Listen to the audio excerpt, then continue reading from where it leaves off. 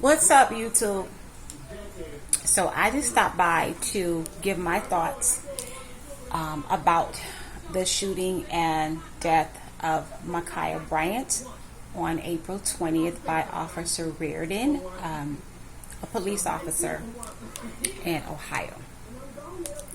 Now, I didn't comment right away because I like to do my due diligence and do research before I just get to having my own opinions and being outraged at another black life being taken at the hands of a police officer. However, I thought it was important that I say something about the death of Ma'Khia. It all stemmed, of course, from a fight involving several young girls in the foster home that Ma'Khia was staying at. If you've seen the video, then you saw the fight. There were several people out there, several adults out there, even one grown adult male who is allegedly the stepfather in the foster home. While the girls were fighting, he was busy kicking one of the girls in the head while she was on the ground. When Officer Reardon arrived onto the scene, he got out of his car. There was complete chaos. Nobody stopped fighting. You know, he's talking, he's giving commands, no one's complying. So Officer Reardon sees that Ma'Khia had a knife, and she was getting ready to plunge that knife into the young lady whose back was up against the car, the young lady that had on pink. So instead of deploying his taser, like a lot of black people saying he should have done, Officer Reardon instead decided to shoot Ma'Khia. He shot her 4 times, and she died from those gunshot wounds. I just wanted to say this. It is my opinion, and it's probably going to be an unpopular opinion, and I don't really care because it is my opinion and I am entitled to it. From what I saw on that videotape, I feel that Officer Reardon was justified in what he did. I don't think he had time to deploy a taser. He was not that close to the girls. When they were fighting, he jumped out of his car. He had a split second to make a decision. Had he deployed his taser, would it even have connected properly? From what my understanding, tasers have to hit certain points in the body for a person to really go down from the taser. And he was not close enough to physically get to them in time to even try to restrain Ma'Khia physically. So he sees a knife in Ma'Khia's hand, and she is in motion of stabbing this young lady. So he shot. Again, this is my opinion. I think what he did was justified. His actions were justified. I don't really believe that Officer Reardon just arrived on the scene and said, "Oh, it's a bunch of black people fighting. Let me kill one." In other cases, from other video footage that we have seen, where officers clearly killed an unarmed black person when they could have deployed other measures of restraint. We're not talking about that. This is totally different. Had it been my daughter about to be on the receiving end of a knife being plunged into her and an officer pulls up, I would have wanted him to do the same thing. Would I have wanted the other person to die? Of course not. You don't wish death on anyone. But I'm not going to say, "Oh, they're getting ready to stab my daughter, so could you please try to tase them in hopes that the taser works?" Or would you try running over there and try separating them if you can get there in time? No, I want you to diffuse the threat immediately. So again, I feel that Officer Reardon was justified in what he did. Unfortunately, it led to Ma'Khia's death. But let's talk about something that I find to be a little bit more important, and where I think all this outrage from black people really needs to be, right? There was a man present, allegedly the foster father of Micaiah and some of the other girls that were there. There was somebody recording the fight. There were other adults standing around. A lot of people were egging the fight on. Some you could hear people saying, "Stop it." If I am outraged about anything as a black person, I am outraged that it even got to the point to where Officer Reardon even had to show up on the scene in the first place. Because that foster father, that's a grown man. Instead of joining in the fight and kicking a young lady in the head while she's on the ground, trying to stomp her, and instead of recording the fight, instead of standing around watching, why didn't all of these adults, these black adults, these black men, why did they not step in and diffuse the situation and get control of the situation? They could have done that, but they didn't. They let it continue. They joined in, they recorded, and they watched. So when Officer Reardon appears on the scene and he shoots Micaiah and she dies, after he shot her, you hear the man saying, "Why did you do that? She was just a child." Excuse me? Why were you standing there all of this time allowing this to happen with these children? Why were you, grown man, alleged foster father, participating in a fight with teenage girls? Why were you allowing these children to fight in your presence? Why were you kicking one of the girls in the head, trying to stop her? Had you intervened, that child would still be alive. Had you stepped up like a man instead of acting like a boy, a little kid, and joining in, Micaiah would still be alive today, right? So I took it upon myself to also look up a story. Well, not a story, but the report from, y'all hear that train? The Columbus, I don't know if you can see that. This is from the Columbus Dispatch. You can't see it because my light is shining on it. But this is a story that was written about the situation that happened. So I'm just going to read it to you. Okay, this is the Columbus Dispatch. The reporter is John Futty. And his story was submitted just 9 hours ago. Let me read it to you. Micaiah Bryant was 13 years old when Columbus police removed her and 3 siblings from their mother's home and placed them in the emergency care of Franklin County Children's Services in March of 2018. 3 years and 1 month later, on April 20th, Micaiah was still in the agency's custody when a Columbus police officer fatally shot her outside the foster home where she lived in the 3100 block of Legion Lane on the far east side. The initial reaction to the death of the 16-year-old girl was outrage among community members who have grown weary of police killings of black people. But in the days since the shooting, attention increasingly has turned to questions and allegations regarding the child welfare system, specifically Ohio's foster care system, and whether it played a role in the tragedy. We need to know more before we can say whether the system failed her, and if so, how, said Ronald R. Browder, president of the Ohio Federation for Health Equity and Social Justice, and a foster parent of 27 years whose focus is on helping black teenage males transition to adulthood. What we can say is this: when children are taken from their parent, the assumption is, the expectation is, you're taking them to protect them. So when they end up dead, there are questions that have to be answered. Micaiah and siblings taken from mother's home after abuse allegations.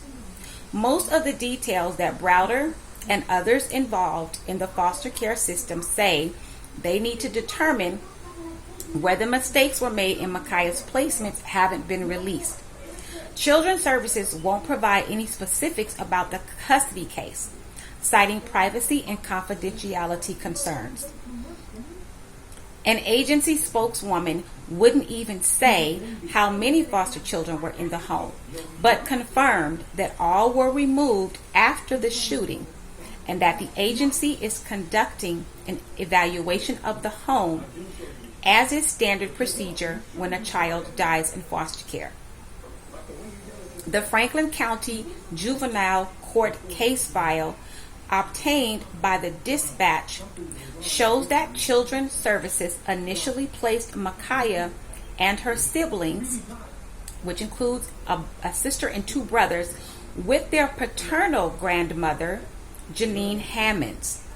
The court granted temporary custody to Children's Services after police responded to an incident at an unidentified Columbus residence in the early morning hours of March 18, 2018. According to Columbus police, the four children made allegations of ongoing physical abuse by their mother, Paula Bryant, and an adult sibling. Records show the mother emphatically denied all allegations of abuse, but the court granted temporary custody of the children to Children's Services. The agency began a plan aimed at reuniting the children with their mother, but its filings with the court indicate the mother repeatedly failed to comply with the plan, which included mental health counseling or even to consistently show up for scheduled visitations with Micaiah and her sister. The files contain repeated references to the father not responding to outreach by the court and refusing involvement with the agency. Let me read that again. The files contain repeated references to the father not responding to outreach by the court and refusing involvement with the agency. In December 2019, Children's Services became so concerned about what they deemed to be emotionally damaging interactions between the mother and her daughters that the agency filed a motion requesting an order from the court to suspend Paula Bryant's, my tablet went off, to suspend Paula Bryant's visitation for now. A month later, in January 2020, the agency filed a motion seeking permanent custody of the girls, a request that was still pending with the court at the time of Micaiah's death. Michelle Martin, an attorney for Micaiah's family, declined to comment on any of the specifics in the court filings when contacted by the dispatch, saying she was ethically prohibited from discussing the details of an ongoing case. She goes on to say, she promises there's another side. I can't tell the mother's side right now because she still has an active case and there are still minor children involved. Among the demands Martin is making on the family's behalf is for an investigation by the U.S. Department of Health and Human Services into Ohio's foster care system. The dispatch has tried repeatedly to arrange a conversation with Micaiah's mother, but has yet to be granted an interview. Paula Bryant actually contacted a dispatch reporter in September 2019, sending a brief email saying that 4 of her children were in residential care. I'm trying to get them home. Please help. The reporter told Bryant she would need to provide some documents that the newspaper could refer to in reaching out to Children's Services, but Bryant didn't provide any additional information. Okay? Micaiah and her siblings were placed with their grandmother for 16 months, then they were separated. The placement of the children with the grandmother, known as kinship care, lasted about 16 months until the summer of 2019. At that point, Children's Services reported that conflict between the grandmother, Hammonds, and the mother has been a barrier to mother's ability to focus on services and transfer the children to foster care. In a later filing with the court, Children's Services said Hammonds consistently indicated she did not want to take custody. This is the grandmother.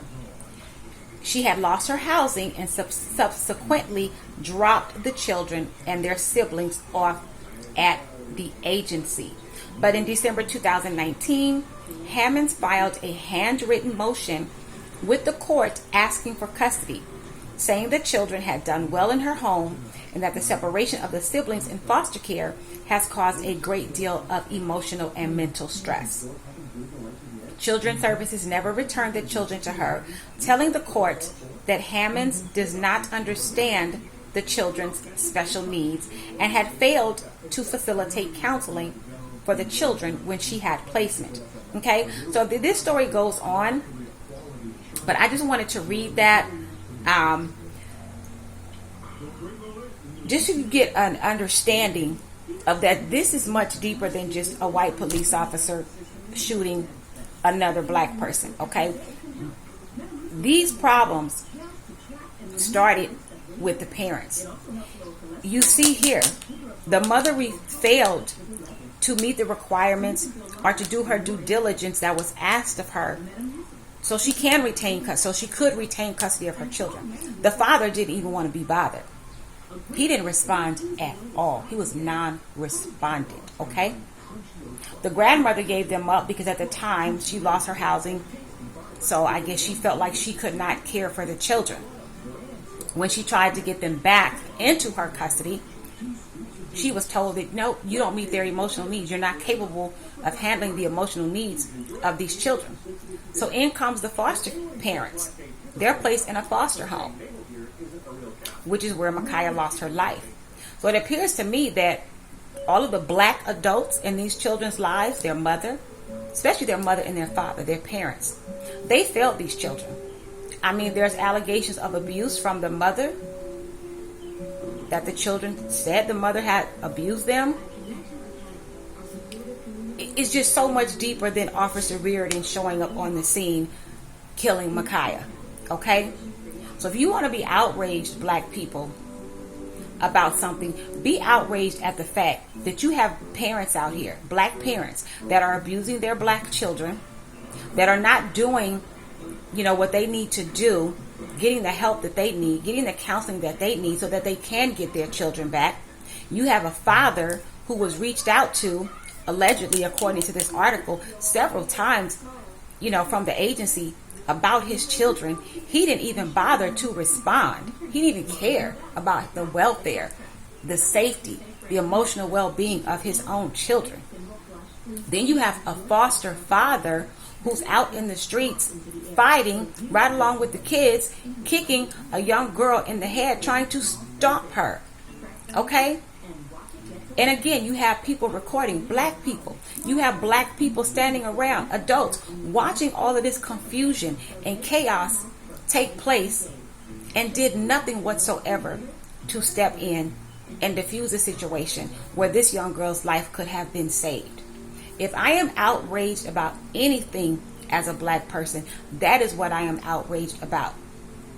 It is not Officer Reardon's fault. It's not the system's fault. It's the fault of the parents. It's the fault of the community.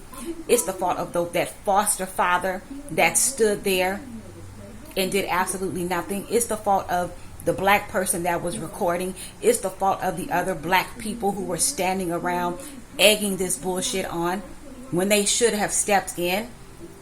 Now everybody wants to be outraged. I'm outraged at the fact that her mama went and got an attorney. Now you're trying to sue the city and the police department because your daughter ended up dead?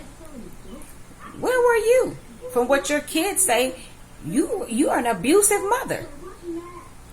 But you want to sue someone because your daughter is dead. Had you been a better mother, had their father been present and been a better father, then your children wouldn't be in foster care. They wouldn't be so emotionally messed up in the head. That young lady had some emotional issues. You understand? For you to take a knife to somebody and try to stab them, especially when the other person is not armed, at the age of 16 years old, You've been in the system, in this foster home, in that foster home. You know, your parents, you feel like your parents don't obviously give a damn about you. You understand? That's a lot for a child to have to endure and have to process. It's traumatic. It's dysfunction. It's toxic. So before we get to blaming Officer Reardon, this case is different. It really is, because this girl did not have to die like that. She really did not. And all you Black Lives Matter people, Black lives don't really matter to y'all. Black lives only matter, or it seems like it only matters, when a police officer, a white police officer, kills somebody black. Then y'all want to be out in the street hooping and hollering, rioting, tearing up shit. Black lives matter. What about when situations like this? I don't see nobody out protesting, rioting about this. Y'all mad at the officer. That officer did exactly what the hell he was supposed to do. Again, if it were my daughter on the receiving end of a knife getting ready to be plunged into her, I would have wanted Officer Reardon, Officer whomever, to do exactly what he did. Don't take a chance on my daughter's life by trying to deploy a taser and you're not even really close enough to make sure that the taser is actually going to connect and do what it's supposed to do, which is take the person down. Don't play with my daughter's life like that. Don't play with my life like that. It's just a really sad situation all the way around. This is why I've never been a supporter of Black Lives Matter. I support the idea that Black life matters, because it does. I should not have to be profiled or murdered by a police officer because my skin is brown, especially if I don't have a weapon. There's other ways to restrain people. So I don't agree with the organization Black Lives Matter, because they do absolutely nothing for black people. All those hundreds of millions of dollars that they have raised, they're not putting anything back into the black community. Yet they're making money off the backs, off the pain and suffering and deaths of the people they claim that matter to them. And you don't matter to them. I don't want to hear nothing about Black Lives Matter. If you Black Lives Matters believers and protesters and rioters are not out in the black community actually doing something for black people, if you can't see what happened in the Ma'Khia Bryant case and say, hey, wait a minute, I hate that, the officer shot Ma'Khia. I hate that she died because of it. But what is the root of the problem? The root of the problem isn't Officer Reardon showed up and shot her 4 times and she died. The root of the problem is poor parenting, negligent parenting. You got a father. Wait a minute. It's like, I want to say what I want to say. The father of these children, Ma'Khia and her siblings, he wouldn't even respond when reached out to by the agency about his own children. If you want to be mad about something, Black Lives Matter people, be mad about that. I want you to be enraged about a lot of these black fathers that apparently don't give a shit about their children. You have more black children growing up without fathers in their lives than any other race of children. If you want to be enraged about something, Black Lives Matter people, be upset about a mother who allegedly abused her children. Be enraged about that. Get to the root of the problem. Be enraged about all these black children that are in the system, in foster care, who are being abused, who are being neglected. Be enraged about that before you get mad at Officer Reardon, who was simply doing his job. That officer had a split second to make a decision. Either I'm going to stand here and let this girl stab this other girl, which could end in her death, or I'm going to take one life to save another. And I'm sure he did not intentionally kill Ma'Khia. The girl had a knife. Yes, she was 16. Yes, she was a child. But she had a knife. She had a weapon. And she was in the midst of doing bodily harm to another person. Had she stabbed that other person or that other young lady, and critically injured her or even killed her, then y'all would have been hollering, well, he didn't do nothing, he don't care. It was two black girls fighting, so he didn't give a damn. That's why he let that girl stand there and stab her. That's what y'all would have been saying. Then y'all would have been mad about that. And had Micaiah stabbed the other young lady, just say the other young lady died. Her life would have been over anyway. Had she not been shot by the officer and died. If she would have stabbed that other young lady and killed her, her life would be over because she would be looking at a murder charge, basically. Had she not killed her and just critically stabbed her, she'd be looking at attempted murder. So her life would be over anyway. Okay? Now, some of you black people, y'all need to get it together. Y'all need to know when to be enraged and what not to be enraged about. This is not something you should be enraged about this officer about. Because, again, I do not feel that Officer Reardon deliberately showed up on the scene and decided, okay, it's a bunch of black people out here. It's two black girls fighting. I think I'm going to kill the one with the knife. He did what any officer is supposed to do. Okay? And that's all I wanted to say. Some of you may not like my video. Some of you may disagree with what I have to say. And I really don't care. Right? You can comment down below. If you're disrespectful in my comments, you will be removed and you will be blocked. And if you like my video, you can like and subscribe to my channel. I would appreciate it. And share it as well if you feel the need to. Anyway, that's all I had to say, YouTube. So, I'm getting ready to watch Saints and Sinners. It ain't coming on yet, but I'm getting ready for it. Bye, y'all.